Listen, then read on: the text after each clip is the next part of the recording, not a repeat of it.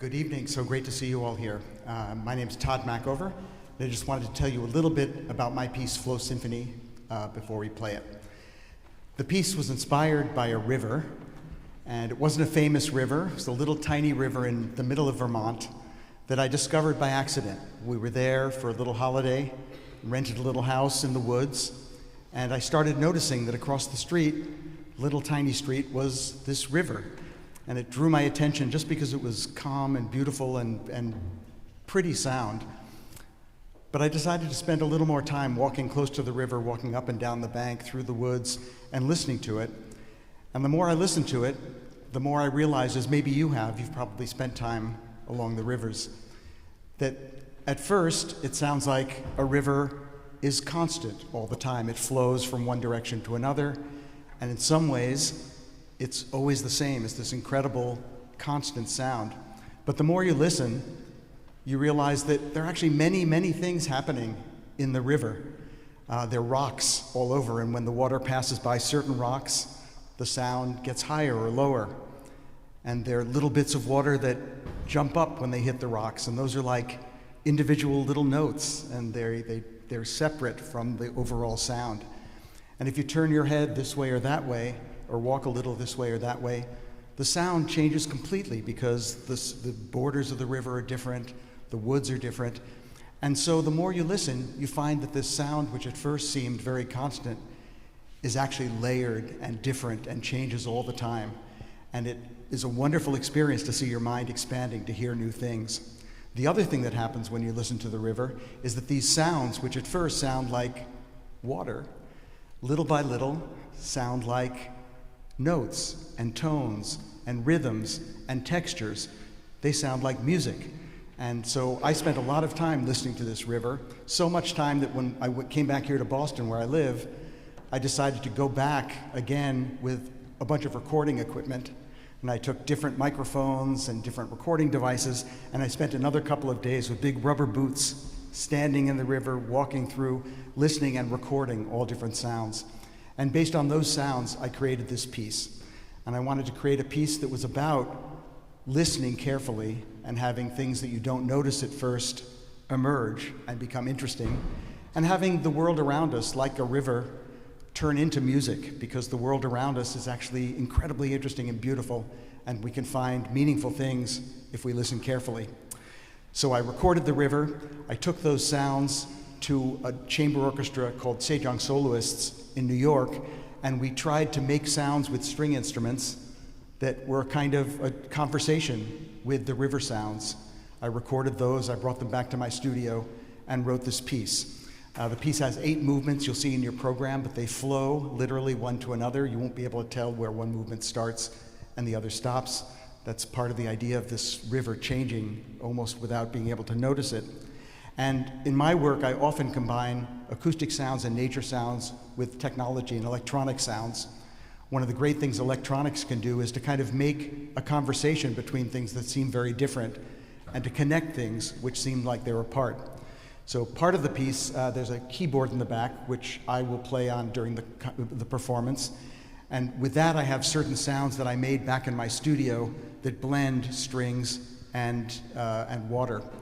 But we have a special system that uses AI. How many of you here have heard of AI? A few people? You have? Yes.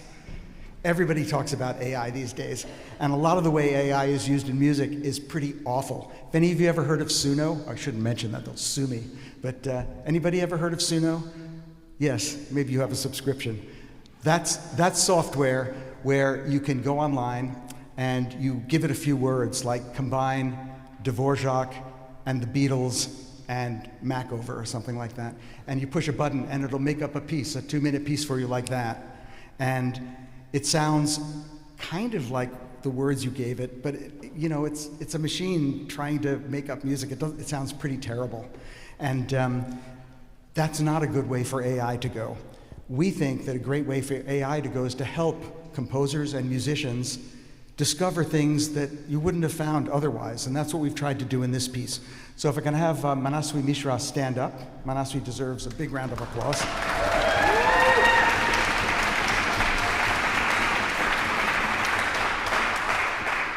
I'm lucky enough to work with Manaswi at MIT. Manaswi is one of the best musicians, researchers around, trying to find how to make AI do something wonderful in music.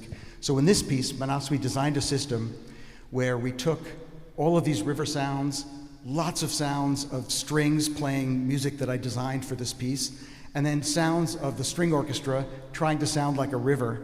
We put all of those things into Manaswi's system, and he designed software where the basic idea is the AI system tries to find how to make a conversation between strings and all the water of the river.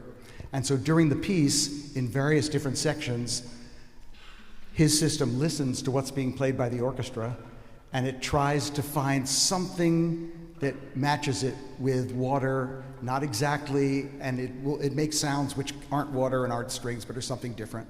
And I think it's a really magical way to make a new world where nature and music fit together. So before we listen to the whole piece, maybe we can start by hearing just what the water sounds like on its own. This is a sound directly from that river in Vermont.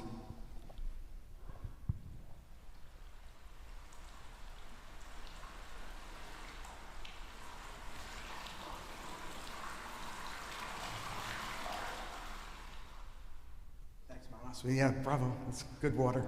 And now if we go to measure 116, we'll give you just a little glimpse of the ensemble sounding like water and drawing out something magical from the AI system.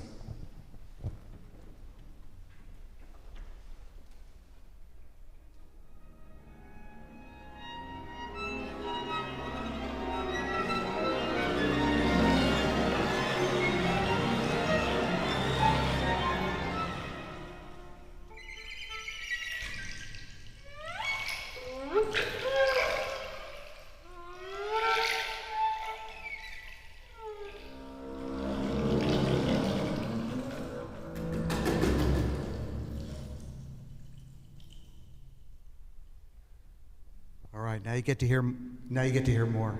Anyway, thanks so much.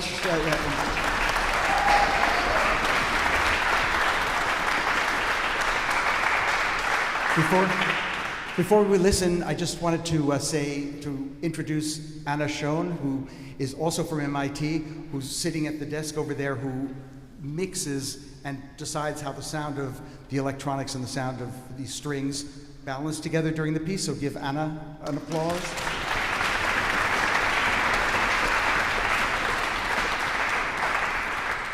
And I just wanted to say thank you so much to Earl Lee, who's such a wonderful collaborator and friend, and to these incredible musicians from Morningside Music Bridge, who, as you've already seen, are so unbelievable and totally unbelievable that they've approached a piece like the one you're about to hear, brand new, electronics, AI, with open minds, great musicianship, and really amazing spirit. So I can't thank you enough. Bravo.